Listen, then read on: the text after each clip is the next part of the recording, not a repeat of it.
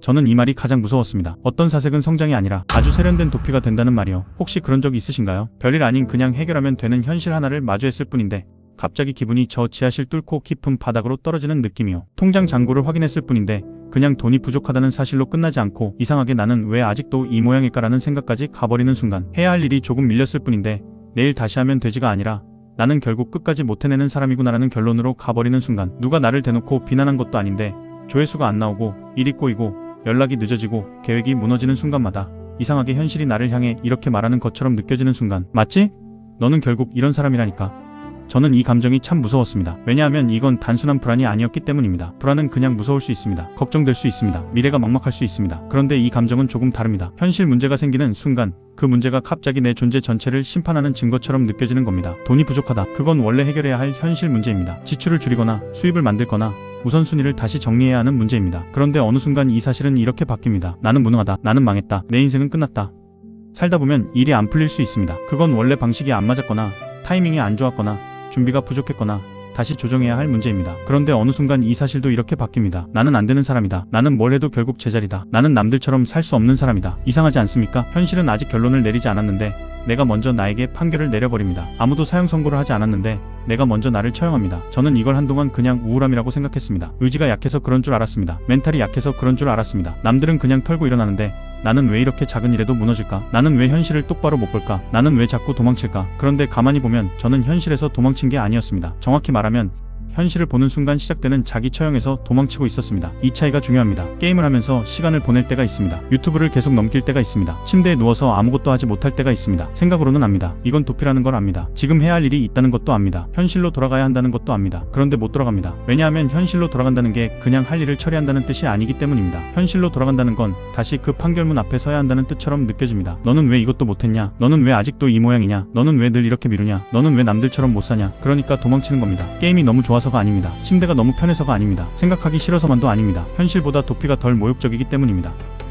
이 말이 저는 참 아팠습니다. 현실보다 덜 모욕적이다. 사람은 이상하게 자신을 살리는 쪽으로만 움직이지 않습니다. 때로는 덜 아픈 쪽으로 움직입니다. 설령 그 선택이 장기적으로 나를 더 망가뜨린다는 걸 알아도 당장 나를 덜 모욕하는 곳으로 갑니다. 그래서 도피는 단순한 게으름이 아닐 때가 많습니다. 도피는 자기 보호일 때가 있습니다. 다만 문제는 그 보호가 나를 살리는 방식이 아니라 나를 조금씩 현실에서 멀어지게 만드는 방식이라는 겁니다. 여기서 더 무서운 게 있습니다. 도피가 꼭 게임이나 술이나 잠으로만 나타나지 않는다는 겁니다. 때로는 책으로 도피합니다. 때로는 사색으로 도피합니다. 때로는 자기 분석으로 도피합니다. 나는 왜 이럴까? 내 어린 시절이 문제였을까? 나는 왜 현실을 무서워할까? 나는 왜 자꾸 무너질까? 물론 이런 질문은 필요합니다. 자기 이해는 중요합니다. 자기 마음을 들여다보는 일도 중요합니다. 그런데 어느 순간부터는 이해가 행동을 대신하기 시작합니다. 더 깊이 알면 바뀔 것 같습니다. 더 정확한 개념을 찾으면 달라질 것 같습니다. 더 멋진 문장을 만나면 인생이 움직일 것 같습니다. 하지만 현실은 그대로입니다. 통장은 그대로고 방은 그대로고 해야 할 일은 그대로고 연락해야 할 사람은 그대로고 내일 아침에 다시 마주해야 할 삶도 그대로입니다. 이때 사색은 성장이 아니라 고급스러운 도피가 됩니다. 저는 이 말이 가장 무서웠습니다. 고급스러운 도피. 겉으로 보면 나는 성장하고 있는 것 같습니다. 책을 읽고 생각하고 대화하고 나를 분석하고 있으니까요. 그런데 실제로는 현실로 돌아가는 시간을 아주 세련되게 미루고 있을 뿐일 수 있습니다. 그래서 더 비참합니다. 차라리 게임으로 도망치면 티가 납니다. 내가 도망치고 있다는 걸 압니다. 그런데 생각으로 도망치면 나는 나를 속이기 쉽습니다. 나는 지금 성장 중이야. 나는 지금 깨닫는 중이야. 나는 지금 깊어지는 중이야. 그런데 삶은 조금도 움직이지 않습니다. 이 지점에서 한 고대 철학자의 말이 걸렸습니다. 그는 아주 차갑게 말합니다. 인간을 괴롭히는 것은 사건 자체가 아니라 그 사건에 대해 인간이 붙이는 판단이라고요. 처음 들으면 너무 뻔합니다. 생각을 바꾸세요. 통제할 수 있는 것에 집중하세요. 팩트를 보세요. 이런 말처럼 들립니다. 그래서 저도 처음엔 별 감흥이 없었습니다. 누가 그걸 몰라서 못합니까? 팩트를 봐야 한다는 건 다 압니다. 긍정적으로 생각해야 한다는 말도 지겹습니다. 문제와 나를 분리해야 한다는 말도 이미 많이 들었습니다. 그런데 이 철학이 정말 말하는 건 그런 얕은 위로가 아니었습니다. 핵심은 이것이었습니다. 사람은 몰라서 무너지는 게 아닙니다. 너무 빨리 무너지는 겁니다. 현실을 보기도 전에 자기 모욕으로 먼저 달려갑니다. 일이 안 풀렸다 해서 멈추면 되는데 바로 나는 실패자다로 갑니다. 돈이 부족하다 해서 멈추면 되는데 바로 나는 끝났다로 갑니다. 거절당했다 해서 멈추면 되는데 바로 나는 사랑받을 가치가 없다로 갑니다. 사건은 하나였는데 내가 거기에 의미를 붙입니다. 그리고 그 의미를 진실이라고 믿습니다. 여기서 인간의 비극이 시작됩니다. 인간은 사실만 보는 존재가 아닙니다. 의미를 붙이는 존재입니다. 누군가의 표정 하나에도 의미를 붙입니다. 말투 하나에도 의미를 붙입니다. 실패 하나에도 의미를 붙입니다. 침묵에도 의미를 붙이고 결과에도 의미를 붙이고 우연에도 의미를 붙입니다. 왜 그럴까요? 살아남기 위해서입니다. 인간은 위험을 빨리 예측해야 했습니다. 저 사람이 나를 버릴지, 저 집단에서 내가 밀려날지, 이 선택이 내 생존을 위협할지 그걸 빠르게 해석해야 했습니다. 의미를 붙이는 능력은 원래 생존 장치였습니다. 문제는 그 장치가 과열될 때입니다. 돈이 부족하다는 사실에 나는 끝났다라는 의미를 붙입니다. 일이 밀렸다는 사실에 나는 의지가 없는 인간이다라는 의미를 붙입니다. 누군가 나를 인정하지 않았다는 사실에 나는 가치 없는 사람이다라는 의미를 붙입니다. 그 순간 의미는 나를 돕는 도구가 아니라 나를 찌르는 칼이 됩니다.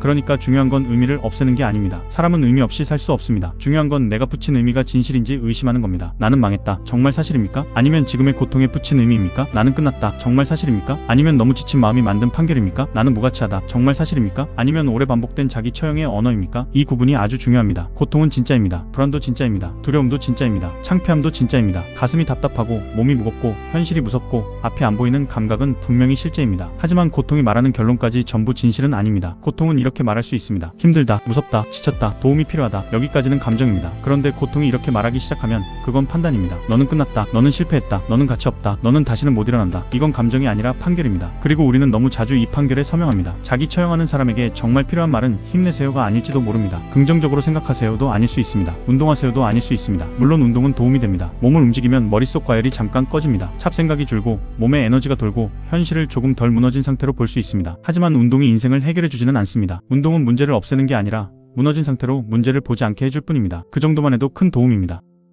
하지만 본질은 따로 있습니다. 왜 나는 현실을 볼 때마다 나를 먼저 죽이는가? 왜 문제를 해결할 과제로 보지 못하고 내 존재가 실패했다는 증거로 받아들이는가? 왜 나는 사실보다 판결을 먼저 믿는가? 이 질문 앞에서 저는 한 가지 결론에 가까워졌습니다. 자기 처형은 진실을 사랑해서 하는 게 아닙니다. 오히려 복잡한 현실을 단순한 고통으로 바꾸기 위해 하는 겁니다. 내가 문제다. 이 말은 잔인하지만 단순합니다. 원인도 나, 책임도 나, 결론도 나입니다. 그러면 복잡한 현실을 나누어 보지 않아도 됩니다. 운이 나빴는지, 환경이 안 맞았는지, 방식이 틀렸는지, 체력이 부족했는지, 도움이 필요했는지, 시장이 바뀌었는지, 내가 미룬 부분은 무엇인지 하나씩 따져보지 않아도 됩니다. 그냥 나는 안 되는 인간이야 라고 끝내면 됩니다. 아프지만 단순합니다. 그리고 단순하기 때문에 익숙합니다. 특히 어릴 때부터 비교를 많이 당한 사람, 실패하면 창피를 당한 사람, 평가 속에서 자란 사람, 실수하면 사랑받지 못할 것처럼 느낀 사람은 더 빨리 그쪽으로 갑니다. 그 사람에게 실패는 그냥 실패가 아닙니다.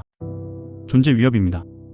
거절은 그냥 거절이 아닙니다. 버림받음의 예고처럼 느껴집니다. 돈 문제는 그냥 돈 문제가 아닙니다. 인생 전체가 끝났다는 증거처럼 느껴집니다. 그러니 이런 사람에게 그냥 멘탈 강하게 먹으세요 라고 말하는 건 너무 잔인합니다. 그 사람은 현실 하나만 상대하는 게 아닙니다. 현실을 보는 순간 같이 올라오는 오래된 목소리까지 상대하고 있습니다. 또 틀렸네, 또 부족하네, 역시 너는 안 되네, 봐, 결국 이럴 줄 알았어. 그래서 그 고대의 작은 책이 의미를 갖는다면 바로 이 지점입니다. 그 책은 인생을 대신 해결해주지 않습니다. 돈을 벌어주지 않습니다. 커리어를 펴주지 않습니다. 관계를 회복시켜주지도 않습니다. 그 책을 사서 책장에 꽂아둔다고 사람이 바뀌지도 않습니다. 그냥 소장만 한다면 솔직히 거의 의미 없습니다. 그건 철학이 아니라 변화할 것 같은 기분을 산 것에 가깝습니다. 하지만 그 책의 문장 하나가 현실 앞에서 떠오른다면 이야기는 달라집니다. 지금 일어난 일은 무엇인가? 내가 붙인 판결은 무엇인가? 지금 내가 할 수 있는 가장 작은 행동은 무엇인가? 이 세 가지 질문이 전부일 수 있습니다. 너무 뻔해 보입니다. 그런데 사람이 무너질 때는 뻔한 것도 못합니다. 아니, 정확히는 뻔한 걸 몰라서 못하는 게 아니라 자기 처형이 너무 빨라서 못합니다. 그러니까 훈련은 거창한 게 아닙니다. 자기 처형의 속도를 늦추는 겁니다. 일이 안 풀렸습니다. 예전 같으면 바로 나는 망했다로 갔을 겁니다. 그런데 이번에는 1초만 멈춥니다. 정확히 무슨 일이 있었지? 오늘 일을 못 끝냈습니다. 그게 사실입니다. 내가 붙인 판결은 뭐지? 나는 게으르다. 나는 끝났다. 나는 또 실패했다. 이건 판결입니다. 지금 가능한 가장 작은 행동은 뭐지? 내일 첫 번째로 할 일 하나만 적는다. 10분만 정리한다. 잠부터 잔다. 통장만 확인한다. 공고 하나만 본다. 연락 하나만 보낸다. 이게 작아 보이지만 여기서 인생의 방향이 조금 달라집니다. 왜냐하면 자기 처형은 나를 현실에서 밀어내지만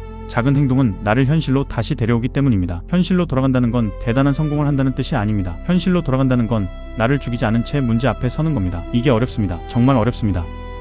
자기 처형에 익숙한 사람에게 현실은 늘 재판장처럼 느껴집니다. 그래서 처음부터 크게 바꾸려고 하면 안 됩니다. 인생을 바꾸겠다고 결심하면 오히려 무너질 수 있습니다. 오늘부터 완전히 달라지겠다고 하면 또 실패하고 또 자기 비난으로 돌아갈 수 있습니다. 그러니 시작은 작아야 합니다. 너무 작아서 우스워 보일 정도여야 합니다. 방을 다 치우는 게 아니라 바닥에 있는 쓰레기 하나를 치우는 것, 인생 계획을 세우는 게 아니라 오늘 해야 할 것 하나만 적는 것, 몸을 만들겠다는 게 아니라 5분만 걷는 것, 돈 문제를 해결하겠다는 게 아니라 통장 잔고를 외면하지 않고 보는 것, 작은 현실 접촉이 필요합니다. 성찰을 끝내는 방법은 더 깊은 깨달음이 아닙니다. 아주 작은 현실 접촉입니다. 저는 이 말이 지금 가장 중요하다고 생각합니다. 우리는 너무 자주 깨달음 속에 숨습니다. 더 좋은 문장을 찾고 더 깊은 설명을 찾고 더 그럴듯한 이론을 찾습니다. 하지만 어느 순간 필요한 건 문장이 아니라 행동입니다. 다만 그 행동은 자신을 때리는 방식이면 안 됩니다. 정신 차려. 넌 왜 이 모양이야? 이 정도도 못하냐, 이런 말로 움직이면 잠깐은 할 수 있을지 몰라도 결국 다시 무너집니다. 자기 처형으로 만든 행동은 오래가지 못합니다. 필요한 건 처벌이 아니라 복귀입니다. 현실로 복귀하는 것, 내 몸으로 복귀하는 것, 내 하루로 복귀하는 것, 내가 할 수 있는 가장 작은 선택으로 복귀하는 것. 이 영상을 보고 계신 분들 중에도 아마 그런 분들이 있을 겁니다. 겉으로는 괜찮은 척하지만 속으로는 계속 자신을 재판하는 분들, 작은 실패 하나에도 인생 전체가 무너진 것처럼 느끼는 분들, 해야 할 일이 있다는 걸 알면서도 그 일을 보는 순간 자기 혐오가 먼저 올라와서 도망치는 분들, 그리고 그 도피마저 부끄러워서 또 한 번 자신을 때리는 분들, 저는 그런 분들에게 이 말을 꼭 해드리고 싶습니다. 당신이 망가진 사람이어서 괴로운 게 아닙니다. 너무 오래 모든 문제를 자기 존재의 죄로 번역해왔기 때문에 괴로운 것입니다.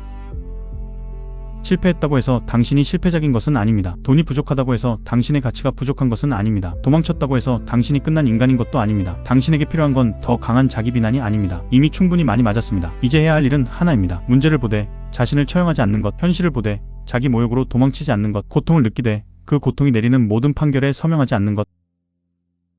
오늘 당장 인생을 바꾸지 못해도 됩니다. 다만 이렇게 말할 수는 있습니다. 나는 끝난 게 아닙니다. 나는 지금 힘든 상태입니다. 이건 내 존재의 판결이 아니라 지금 다뤄야 할 현실입니다. 이 차이가 작아 보여도 정말 큽니다. 왜냐하면 그 문장 하나가 자기 처형장에서 나오는 첫문이기 때문입니다. 인간은 의미를 붙이는 존재입니다. 그래서 고통받습니다. 하지만 동시에 인간은 붙인 의미를 다시 의심할 수 있는 존재이기도 합니다. 그래서 끝난 존재가 아닙니다. 현실은 여전히 어렵습니다. 돈 문제는 남아있고, 일 문제도 남아있고, 관계 문제도 남아있고, 미래 불안도 사라지지 않습니다. 하지만 적어도 이제는 한 가지를 구분할 수 있습니다. 현실이 나를 죽이는 것인지, 아니면 내가 현실을 핑계로 나를 먼저 죽이고 있는 것인지, 이 구분이 시작입니다. 오늘 이야기한 고전은 댓글에 책 정보를 남겨두겠습니다. 다만 책을 사는 것보다 더 중요한 건 그 책의 문장 하나를 현실에서 써보는 일입니다. 책장에 꽂힌 책은 나를 바꾸지 못합니다. 하지만 현실 앞에서 나를 죽이려는 순간 아주 짧게라도 멈추게 하는 문장 하나는 사람을 조금씩 바꿀 수 있습니다. 오늘의 질문은 이것 하나면 충분합니다. 지금 나는 문제를 보고 있습니까? 아니면 나를 처형하고 있습니까? 그리고 가능하다면 아주 작게 하나만 해보시면 좋겠습니다. 도망치던 현실에 손가락 하나만 대보는 것, 통장 하나 확인하는 것, 방 한 구석만 치우는 것, 해야 할 일 하나만 적는 것, 5분만 걷는 것, 그 정도면 됩니다. 삶은 거창한 깨달음으로만 바뀌지 않습니다. 때로는 나를 죽이지 않은 채 현실에 다시 손을 대는 아주 작은 순간부터 바뀝니다.